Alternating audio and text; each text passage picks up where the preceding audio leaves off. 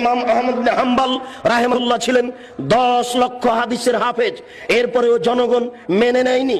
তার পায়ে রশি দিয়ে যেমন কুকুর মারা গেলে রাস্তায় মানুষ টেনে নিয়ে বাইরে ফেলে দিয়ে আসে, ইমাম আহমদ বিন হাম্বল তার যুগে নয়, এখন পর্যন্ত যত মানুষ এসেছে হাদিস শাস্ত্রে সবার চেয়ে বড় পণ্ডিত, এরপরেও জাতি তাকে মেনে নেয়নি, সমাজ তাকে মেনে নেয়নি।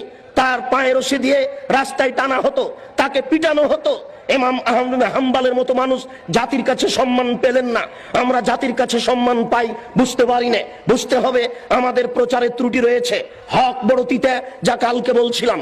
জাতি কেন সম্মান করে, জাতি কেন মূল্যায়ন করে? কেউ তো ইট মারে না, ঢেল মারে না, পাটকেল মারে না, সম্মান সহকারে খেতে দেয়। সেই জন্য তো আপনাকে গতকালকে আমি শোনাচ্ছিলাম যে আখেরি মোনাজাতে আপনি হাত তোলার পূর্বে এইভাবে একটু বলুন, তাহলে বুঝবো আপনি হক কথা বলছেন। বুঝলাম আপনি বড় কাজ করছেন, বুঝলাম আপনি বড় হুজুর, অনেক দূর থেকে এসেছেন, আমেরিকা থেকে এসেছেন, লন্ডন থেকে এসেছেন, সৌদি আরব থেকে এসেছেন। আপনি টুঙ্গির আখেরি মোনাজাতে অংশগ্রহণ করবেন, 1 ঘন্টা আপনি মোনাজাতে থাকবেন। সারা পৃথিবীতে মানুষ টিভি চ্যানেলে আপনার মোনাজাতে অংশগ্রহণ করবে। সেই টুঙ্গি থেকে নিয়ে মতিঝিল পর্যন্ত মানুষ একাকার হয়ে আপনার মোনাজাতে অংশগ্রহণ করবে।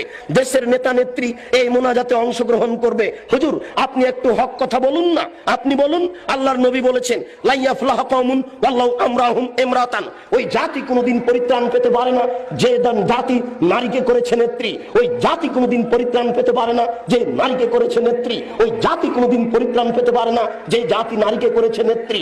আপনি বলুন। দোয়া করার পূর্বে আল্লাহ রাসূল বলছেন আলী লা তাদু তিমসালান ইল্লা তামাসতাহু ওয়ালা কাবরান মুসরিফান ইল্লা সাওয়াইতাহু, আলী তুমি ছাড়বে না কোনো উঁচু কবর, সবকে ভেঙে সমান করে দাও। আলী তুমি ছাড়বে না কোনো ছবি মূর্তি, সবকে ভেঙে একাকার করে দাও।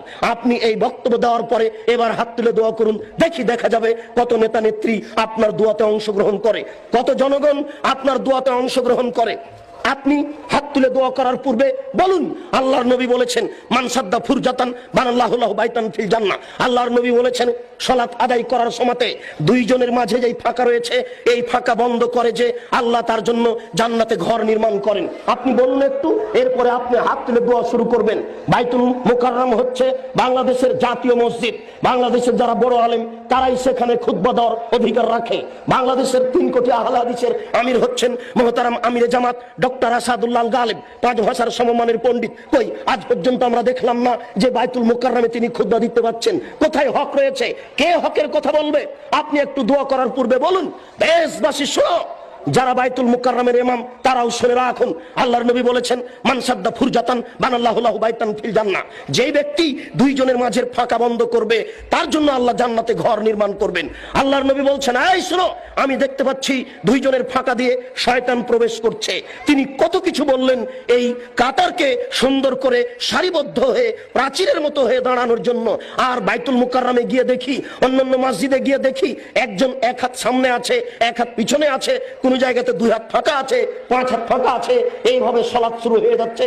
কই আপনি তো একটু হাত তোলার পূর্বে এই কথা বলতে পারেন না? বলুন দেখি, হক বোঝা যাবে কাকে, আর বোঝা যাবে কত মানুষ আপনার এখানে বেশি হয় আর কম হয়।